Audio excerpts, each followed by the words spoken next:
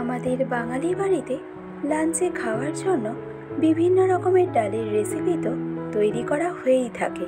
আর যার মধ্যে থেকে আজ আমি আপনাদের সাথে শেয়ার করব বাঙালির অতি প্রিয় পছন্দের তেঁতুর ডালের রেসিপি, যেটা তৈরি করা যেমনই সহজ তেমনই গরম ভাতের সাথে খেতে লাগে দুর্দান্ত। তো তাহলে আমাদের আজকের এই তেঁতুর ডাল বানাতে কী কী লাগছে সেটা দেখে নিন। আর আমি প্রিয়াঙ্কা আপনাদের সকলকে আমার চ্যানেল ডিলিশিয়াস রেসিপি বাংলাতে স্বাগত জানাই। তো এই তেঁতুর ডাল আমরা নর্মালি দু রকমের ডাল দিয়ে তৈরি করে নিতে পারি। একটা হলো মুগ ডাল আর অন্যটা হলো মটর ডাল। তবে আমি আজকে আপনাদেরকে মটর ডাল দিয়েই তেঁতুর ডালটা তৈরি করে দেখাবো। তো আমি এখানে মটর ডাল নিয়ে নিয়েছি 250 গ্রামের মতন। এবার এই মটর ডালটা সবার প্রথমে খুব ভালো করে ধুয়ে পরিষ্কার করে নেব। মোটামুটি 2 থেকে 3 বার জল বদলে বদলে ডালটাকে ধুয়ে নিলেই দেখবেন ডালের জলটা ঠিক এরকম পরিষ্কার হয়ে যাবে। আর এইভাবে ডাল ধুয়ে পরিষ্কার করে নিলে রান্নার পর ডালের টেস্ট কিন্তু বেশ ভালো আসে। তো এবারেই মটর ডালটা সেদ্ধ করে নেওয়ার জন্য ডালটাকে এভাবে জল থেকে ছেঁকে নিয়ে ডিরেক্টলি দিয়ে দিলাম প্রেসার কুকারের মধ্যে। আর তারপর অ্যাড করে নেব পরিমাণ মতো জল। আর এই জলের পরিমাণটা আমাদেরকে এমন রাখতে হবে যেন জলের লেয়ারটা ডালের থেকে 1 করচ ওপরে থাকে। তো রঙের জন্য অ্যাড করেছিলাম 1/2 চা চামচ পরিমাণে হলুদ গুঁড়ো। আর তারপর হলুদটাকে ভালো করে মিশিয়ে নিয়ে এবার প্রেসার কুকারে 2 হুইসেলে ডালটাকে সেদ্ধ করে নেব। তো ডালটা সেদ্ধ হতে হতে অন্য পাশে তেঁতুর ডালের জন্য উচ্ছেটা কেটে নেব। আমি আজকে এই ডালটা তৈরি করতে 150 গ্রামের মতন উচ্ছে নিয়ে নিয়েছি। এবার উচ্ছেটা কেটে নেব।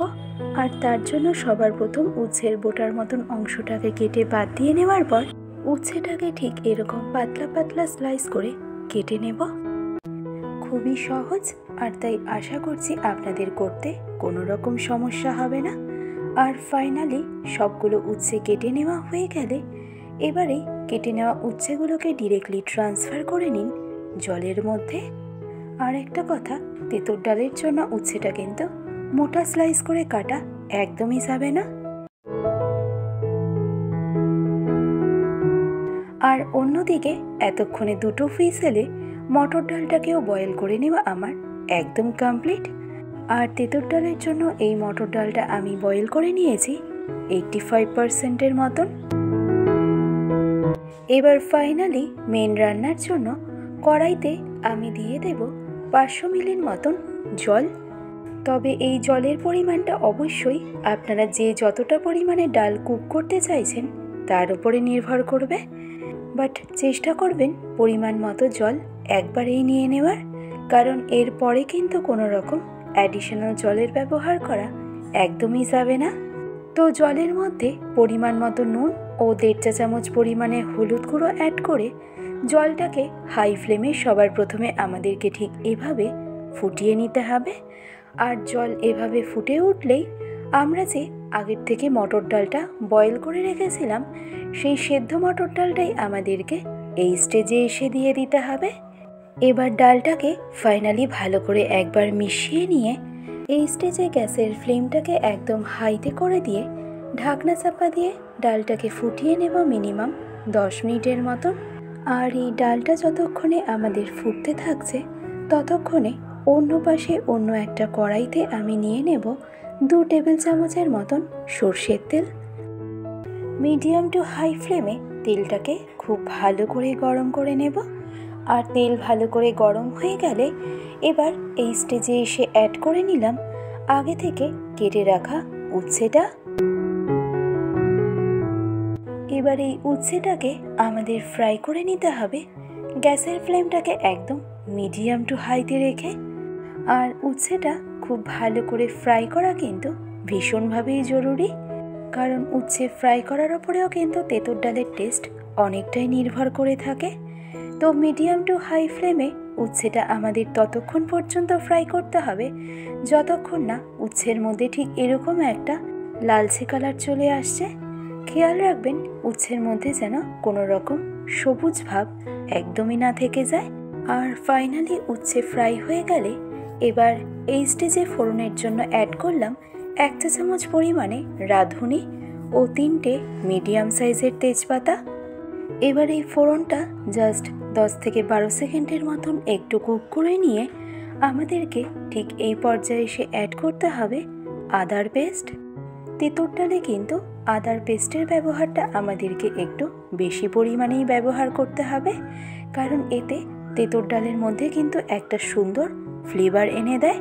তো আদার পেস্টটা ভালো করে মিশিয়ে নিয়ে এবার টেস্ট ব্যালেন্সের জন্য অ্যাড করলাম 1/2 চা চামচ পরিমাণে চিনি ও রঙের জন্য অ্যাড করলাম 1/2 চা চামচ পরিমাণে হলুদ গুঁড়ো।